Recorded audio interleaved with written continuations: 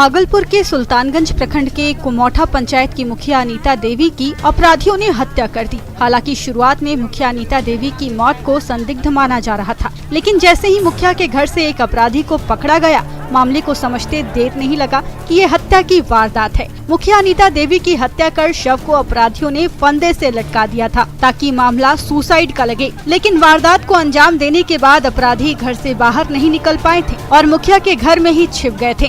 ग्रामीणों ने 2 अपराधी को पकड़ लिया। एक अपराधी भागने में सफल रहा, लेकिन जिस अपराधी को ग्रामीणों ने पकड़ रखा था उसकी जमकर धुनाई की। वहीं पकड़े गए दूसरे आरोपी को भी पिटाई के दौरान पुलिस बीच बचाव करने पहुंची थी। यहां पुलिस को लोगों के विरोध का सामना करना पड़ा। फिलहाल 2 आरोपी को जेल भेज दिया गया है। वहीं मौके से फरार एक अपराधी की गिरफ्तारी के लिए छापेमारी चल रही है। मृतक मुखिया का पूरा परिवार पटना में रहता है।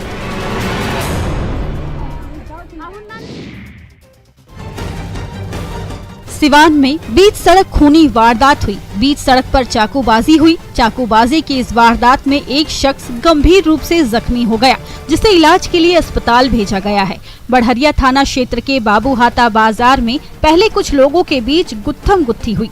काली जीन्स और सफेद शर्ट पहना शख्स हमले की नियत से बाजार में घूम रहा था। तभी सामने से आ रहे 2 युवकों को इसने पकड़ लिया। फिर तो दोनों के बीच ऐसी गुत्थम गुत्थी हुई कि एक शख्स पर जीन्स पहने शख्स ने चाकू से वार कर दिया। बीच सड़क पर संग्राम चलता रहा। चाकू मारने वाला शख्स जान बचाने के लिए भागने लगा। सड़क पर मौजूद लोग उसे पकड़ने की कोशिश करते दिखे, लेकिन सबसे बचते हुए चाकू से हमला करने वाला शख्स भाग निकला। हालांकि लोगों ने चाकू से हमला करने वाले शख्स से उसके देसी कट्टे को छीन लिया। जिस व्यक्ति पर चाकू से हमला किया गया उसका नाम इम्तियाज अहमद है, जबकि हमला करने वाले का नाम इरशाद अहमद है।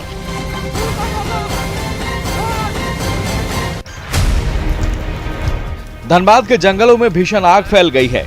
टुंडी के बिरंची जंगल में लोगों ने जिस तरह से आग लगाई है वो भयावह हो चुकी है। देखते ही देखते जंगलों में लगी आग फैलते ही जा रही है। विकराल आग जंगल को अपनी जद में लेते जा रही है। जंगल और पहाड़ों में इस तरह की घटनाएं लगातार हो रही है। वन विभाग के कर्मचारियों की माने तो जंगलों में महुआ चुनने और जंगलों में आने वाले कुछ शरारती लोग जंगल में आग लगा रहे हैं। आग इतनी भयावह थी कि देखते ही देखते कई पेड़ जलकर बर्बाद हो गए। जंगल में आग लगने से कई एकड़ में लगे पेड़ जलकर खाक हो गए। हरे भरे पेड़ जलने से वन विभाग को लाखों का नुकसान हो रहा है। साथ ही जंगल में लगी आग से पर्यावरण को भी भारी नुकसान पहुंच रहा है।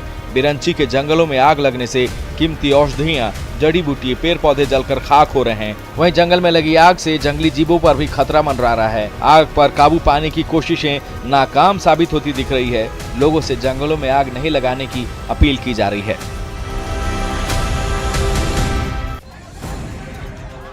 सहरसा के सोनवर्षा राज में 2 बदमाश ग्रामीणों के हत्थे चढ़ गए। फिर तो ग्रामीणों ने दोनों बदमाशों की ऐसी पिटाई की कि दोनों अधमरा हो गया। आरोप है कि दोनों बदमाश सिरही मार्ग में छात्र पर गोली चलाकर भाग रहा था।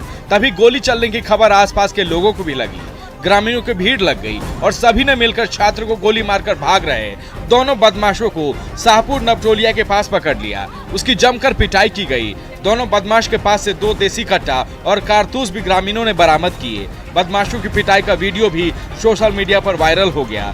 पकड़े गए दोनों अपराधी की पहचान खजुराहा पंचायत के चंदन यादव और फूलचंद यादव के रूप में की गई है। ग्रामीणों का कहना है कि कोचिंग से पढ़ाई कर जब छात्र अपने घर लौट रहा था, तभी बाइक सवार इन दोनों बदमाशों ने छात्र को गोली मार दी। छात्र बदमाशों के हमले में बच गया। ग्रामीणों की पिटाई से घायल दोनों बदमाशों को सोनवर्षा राज पुलिस ने हिरासत में ले लिया है। गंभीर रूप से घायल दोनों बदमाशों का पीएचसी में इलाज चल रहा है।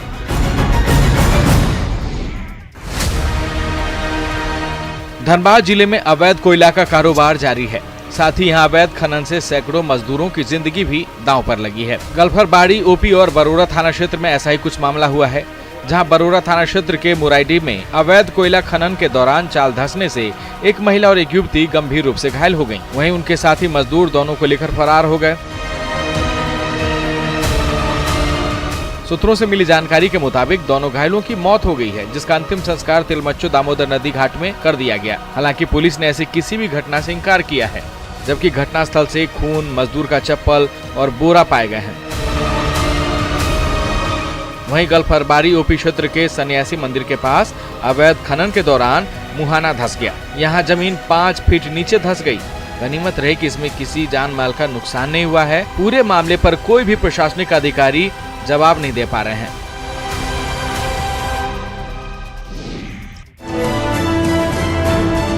जमशेदपुर में गरीबों का राशन लापरवाही की भेंट चढ़ गया है। करमडी के स्टेट फूड कॉर्पोरेशन के गोदाम में 500 बोरी चीनी रखे खराब हो गई है। लाभुकों को मिलने वाला यह चीनी अधिकारियों की लापरवाही की वजह से गोदाम में ही खराब हो गए हैं। अंत्योदय योजना के लाभुकों को यह चीनी दी जाने वाली थी, लेकिन अधिकारियों की वजह से न तो ये चीनी लाभुकों को दी गई और गोदाम में रखे ये खराब हो गई। यानी जो चीनी लाभुकों के लिए लाई गई थी उसका आवंटन ही नहीं हुआ। सवाल पूछने पर वीडियो के पास कोई जवाब नहीं। इतनी बड़ी मात्रा में यहाँ चीनी खराब हो गई, लेकिन जिम्मेदारों के पास कोई जवाब नहीं। खाद्य एवं आपूर्ति निगम और प्रखंड कार्यालय दोनों इस मामले में लीपापोती करते दिख रहे हैं। दोनों एक दूसरे पर आरोप प्रत्यारोप लगा रहे हैं। ये हाल तब है जब जिले में अनाज आवंटन को लेकर पहले ही कई बार सवाल उठ चुके हैं। बावजूद इसके लापरवाही में कोई कमी नहीं देखी जा रही है।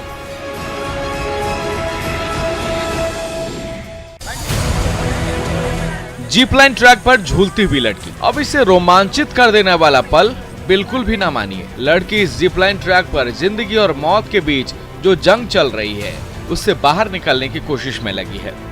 नेचर सफारी के जीप लाइन ट्रैक पर जिस विश्वास के संग वो ट्रैकिंग करने निकली थी, वो विश्वास जीप लाइन ट्रैक पर डगमगाने लगा है। हजारों फीट ऊपर एक तार पर ट्रैकिंग का मजा लड़की के लिए मुसीबत बन चुकी थी। ऊपर ट्रैक पर बेटी फंसी थी, नीचे परिवार वाले बेटी के लिए दुआ मांग रहे थे। पर्यटकों की मदद से लड़की को बचाया गया। दरअसल राजगीर का नेचर सफारी एडवेंचर के शौकीनों के लिए पसंदीदा स्पॉट जरूर बन गया है। रॉक क्लाइंबिंग से लेकर स्काई वॉकिंग तक के लिए लोगों की खूब भीड़ यहाँ होती है। बस कई मामलों में लापरवाही को लेकर, बद इंतजामी को लेकर, व्यवस्था को लेकर सवाल उठते रहते हैं। जीप लाइन ट्रैक पर नेचर सफारी के कर्मचारियों की मौजूदगी नहीं होने से जीप लाइन ट्रैक पर युवती का ये हाल हुआ।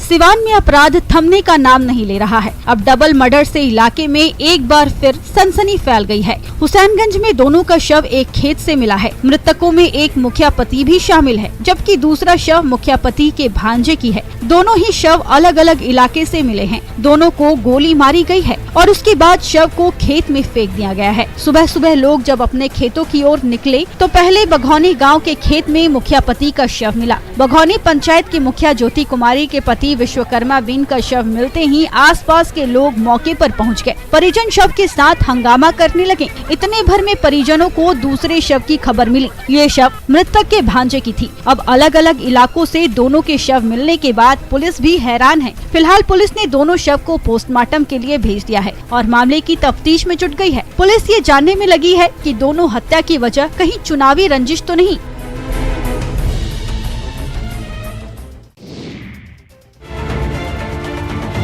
चतरा जिला के लाबालोंग प्रखंड मुख्यालय में एक मौलाना पर दरिंदगी की हद पार करने का आरोप लगा है। घटना कोलकोले पंचायत के संभे गांव की है, जहां एक 14 साल की नाबालिग के साथ भूत उतारने और झाड़ फूक के नाम पर मौलाना ने दरिंदगी की। 4 दिनों तक उसके साथ बेरहमी से मारपीट की गई। वहीं जलती हुई अगरबत्ती से उसके चेहरे, होंठ और दोनों हाथों को कई जगह जला दिए गए। गंभीर हालत में नाबालिग बच्ची को रिम्स में भर्ती कराया गया है, जहां उसका इलाज चल रहा है। शारीरिक और मानसिक टॉर्चर की वजह से पीड़ित अपना मानसिक संतुलन खो बैठी है। बच्ची किसी से बातचीत भी नहीं कर रही है। इधर इस घटना को लेकर मौलवी के खिलाफ लोगों में आक्रोश दिख रहा है। मामला बढ़ता देख आरोपी मौलाना फरार हो गया है। पीड़ित परिजन ने थाने में प्राथमिकी दर्ज कराई है। वहीं CWC ने भी संज्ञान ले लिया है। मामले में आरोपी मौलाना के खिलाफ CWC ने भी मामला दर्ज कराया है।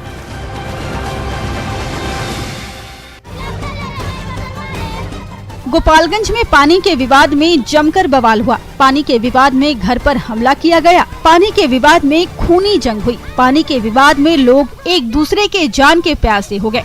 जिले में पानी गिराने को लेकर हुए विवाद में लोगों ने उप सरपंच के घर पर हमला बोल दिया। घटना मीरगंज थाना क्षेत्र के गौरूप स्माइल गांव की बताई जा रही है। खबर के मुताबिक पानी गिराने को लेकर हुए विवाद में कई राउंड फायरिंग की और बाद में रॉड से हमला कर उप सरपंच और उसके पति के साथ साथ 3 बेटियों को भी घायल कर दिया। घायलों को इलाज के लिए सदर अस्पताल में भर्ती कराया गया है, जहां 3 लोगों की हालत गंभीर बताई जा रही है। उप सरपंच ललिता देवी ने जेडीयू के पूर्व जिला अध्यक्ष संजय चौहान पर साजिश के तहत हमला कराने का आरोप लगाया है। पीड़ित परिवार ने घटना का वीडियो बनाकर उसे सोशल मीडिया पर वायरल किया है।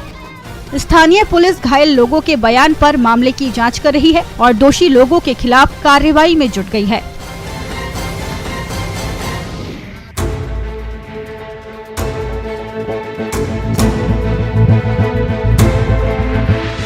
छपरा में चोरों का आतंक जारी है। पहले बंद घरों को ये निशाना बनाते थे, लेकिन अब तो दिन दहाड़े भी हाथ साफ कर रहे हैं।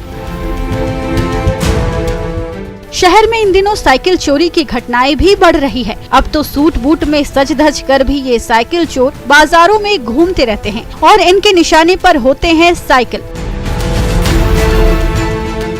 नगर थाना क्षेत्र के हरिमोहन गली से चोरों की करतूत कैमरे में कैद हुई है, जहां बेखौफ चोर एक कोचिंग इंस्टीट्यूट के सामने से साइकिल उड़ाता दिख रहा है। दिन दहाड़े बिना किसी डर भय के वो आराम से चलते फिरते साइकिल के पास पहले आता है और बिना देर किए ये साइकिल चोर साइकिल लेकर फरार हो जाता है। साइकिल चोरी की अधिकतर मामलों में लोग पुलिस से शिकायत नहीं करते और इसी का फायदा ये साइकिल चोर उठाते हैं और दिन दहाड़े भी साइकिल चोरी करने से डरते नहीं हैं।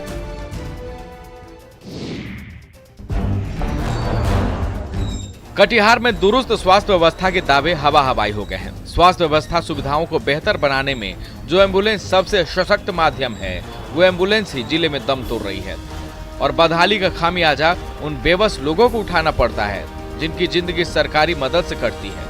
एम्बुलेंस की बदहाली से हाल ये है कि ठेले से मरीज को अस्पताल तक इलाज के लिए परिजन पहुंचा रहे हैं। मुफस्सिल थाना क्षेत्र के हाफलालगंज से आए मोहम्मद आलम की बेबसी को देखिए। आलम की मां अचानक बीमार पड़ गई, लेकिन अस्पताल तक ले जाने के लिए एम्बुलेंस नहीं मिलता भी कैसे। जिले में मौजूद 33 में से 9 एम्बुलेंस खराब पड़े हुए हैं और जो ठीक हैं भी, उनमें कभी कोई ड्राइवर नहीं मिलता तो कोई समय से मौके पर नहीं पहुंचता। आलम भी बदहाल व्यवस्था को भांप गए, तुरंत अपनी बीमार मां को ठेले पर लिटाया और अस्पताल के लिए चल पड़े। 6 से 8 किलोमीटर ठेले पर लाद कर उसने अपनी बीमार मां को अस्पताल पहुंचाया।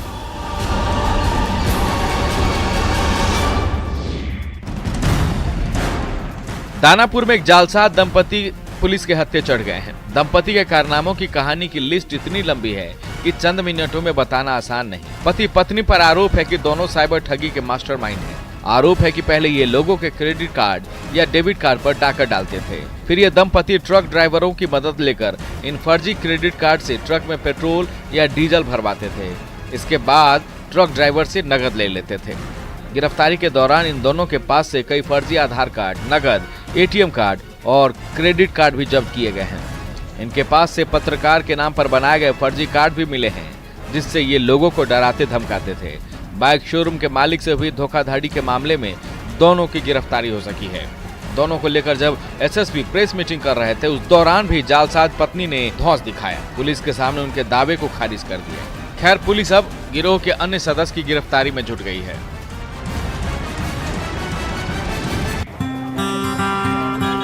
मार्च के महीने में ही गर्मी रुलाने लगी है।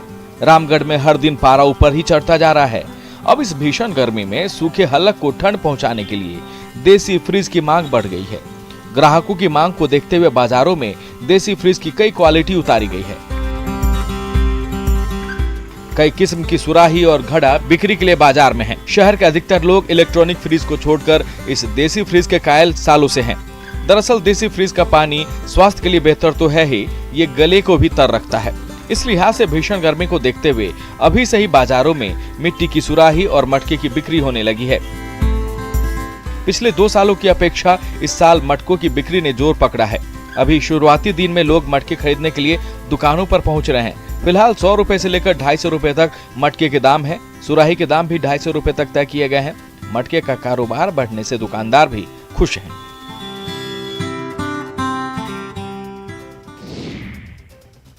तो खबरों का सिलसिला लगातार जारी है। आप देखते रहिए न्यूज़ 18 बिहार झारखंड।